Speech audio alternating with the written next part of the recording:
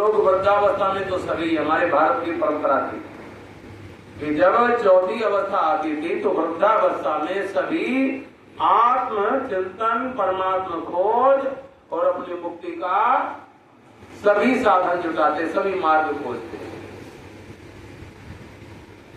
और अब तो किसी से कह दो भाई अब तो बाबा हो जाओ, बोले ना। एक महात्मा का चांस सुनाते थे, सुना,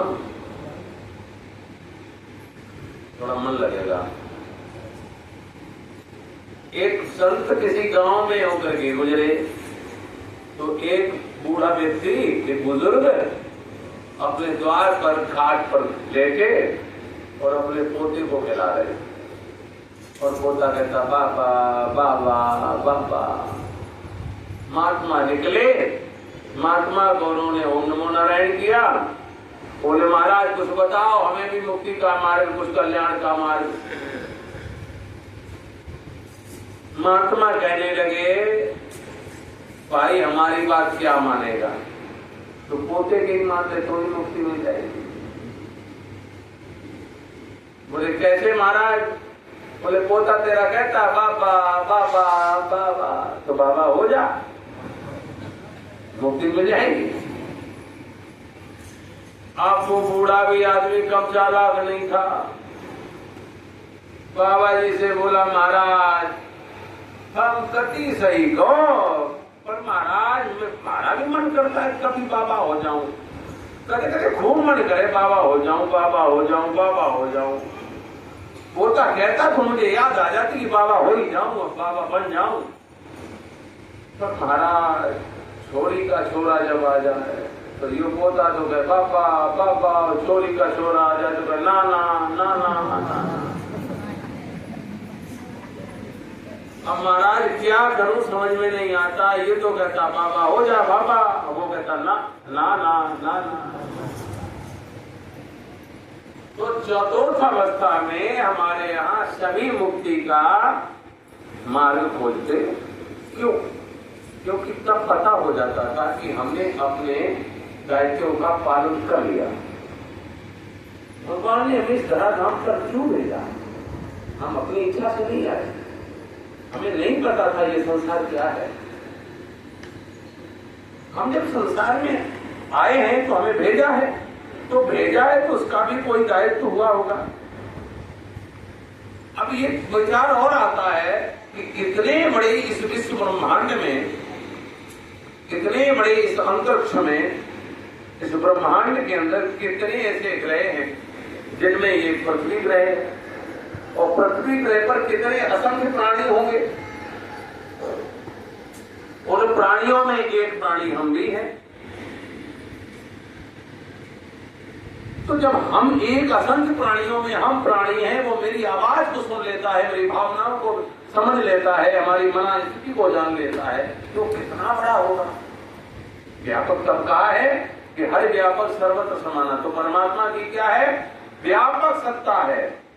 तब संतों ने खोज करके अपने में डूब करके बैठ करके निश्चय बताया है कि जो ये दिखाई दे रहा है ये भी वही है, और इसके अंदर जो छिपा बैठा है वो भी वही है।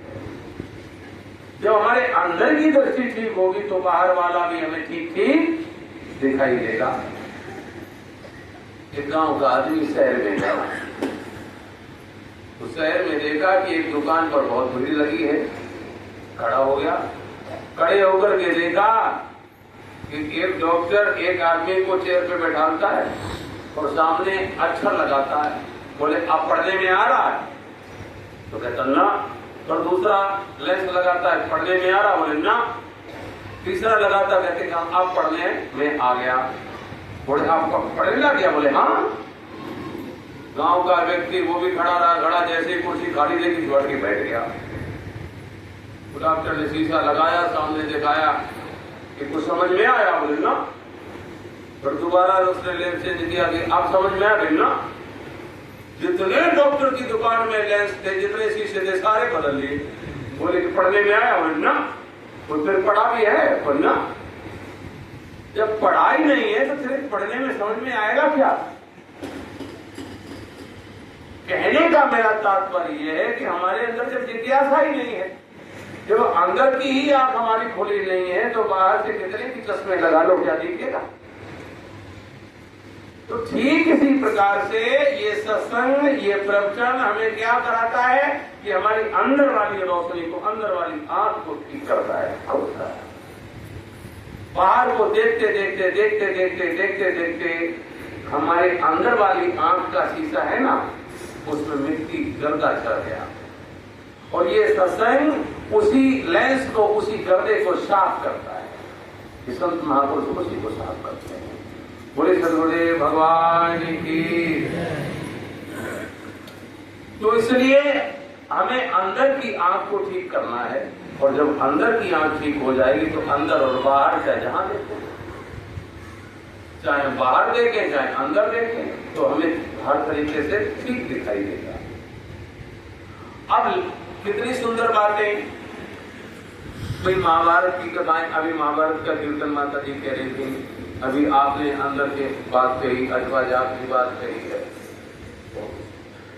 क्या होता है, कुछ होशियार लोग होते हैं, जैसे गांव का कोई व्यक्ति शहर में रहने वाले व्यक्ति से पूछे, भाई शहर में तो कितना अच्छा लग रहा होगा, खूब पैसा कमाता होगा तो?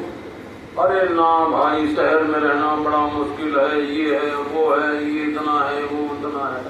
तो गांव वाले व्यक्ति का आत्मबल, उसका मनोबल इतना कमजोर कर देगा कि गांव वाला फिर रोड की तरफ भी न जाए।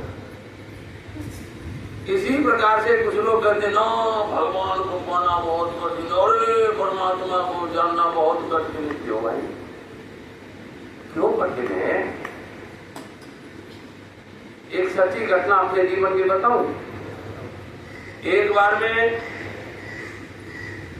हारमोनियम सीखने के लिए एक हारमोनियम टीचर के पास गया। बहुत सी घटनाएं हमारे अपने जीवन की होती है जो मुझे बहुत कुछ प्रेरणा देती है, बहुत कुछ सिखाती है।